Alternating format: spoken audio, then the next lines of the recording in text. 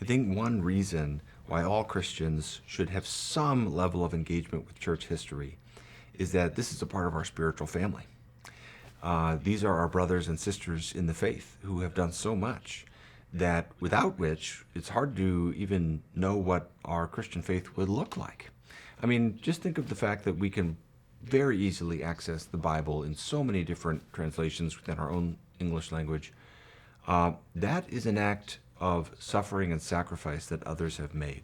Not just the most immediate people who worked on the translations, though that's an important role as well, but throughout all of church history, we only have the Bible because of the courage of those who protected it during times of persecution, copied it painstakingly, the first pioneers in translating the Bible, some of whom were horrifically persecuted.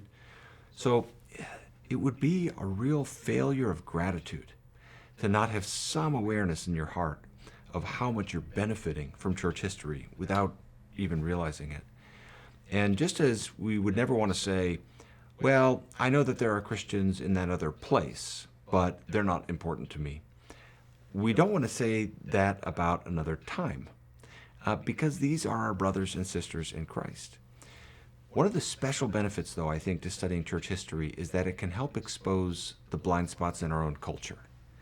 And I find, the modern West is such a unique time, and we have so many unique challenges that weren't faced in previous times. So we might say, well, we're facing these incredible social issues that are so challenging, so church history is not really going to speak to those things. And it's true that it might not speak as directly to those things, but what it can do is give us better perspective about our culture.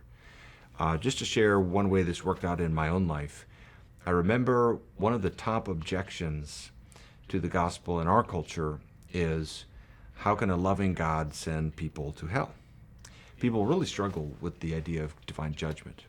And I'll never forget immersing myself in my own doctoral dissertation research on Anselm, who was a medieval theologian. And it suddenly hit me that Anselm doesn't just have a different answer to that question, he has a completely different question. For Anselm, it was the opposite problem. How can God show mercy to people? And that was what energized him, and he wrote a whole book trying to address that. Now, that doesn't necessarily mean that every time we're going to say the past is always right and the present is always wrong. It doesn't work out like that. But it does at least expose us to the precariousness and the fragility of a lot of the assumptions in our culture. There will be things that we just assume are obvious. And most human beings throughout history have not found them obvious. Again, doesn't mean we immediately concede and assume someone else must be right, but it induces humility in our thinking to say, how do I know? Why am I so confident about this objection? And church history can be such a helpful corrective to some of the eccentricities in our own culture, bringing up blind spots, helping us understand some of the ways that our assumptions are somewhat skewed from how most human beings thought. Just to give a really obvious example, the sheer lordship of God, the transcendence of God, the majesty of God, the holiness of God, having a big view of God. That's, of course, why Anselm had a different question.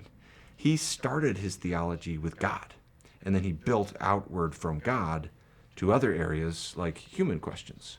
And today in the modern West, we so often start our theology with humanity, and then we build to God, but we've not started with God. And that simple methodological reversal is so profound in the way it plays out in our own lives, in our theology as the church. And so reading church history can be such a helpful corrective to those tendencies, because you see, this is not how most Christians have functioned throughout space and time.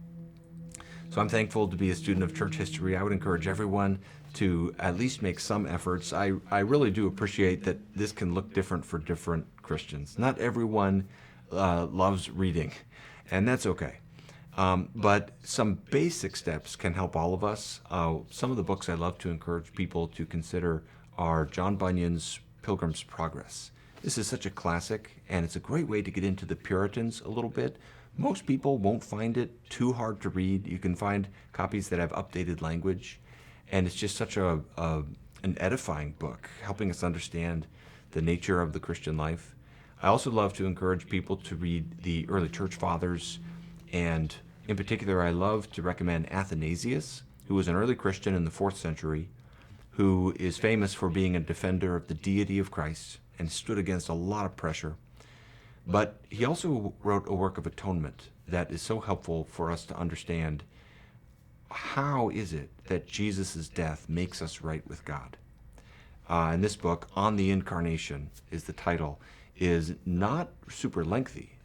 This is one of the things that people often discover is they're intimidated to read church history because they think it's going to be very dry and dusty and lots of long books that are hard to understand. And the great news is, actually, modern books are usually much harder to read.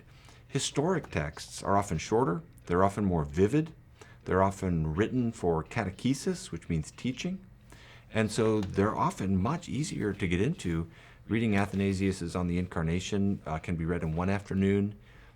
It's not super complicated or dense in a sense, even though it is very profound.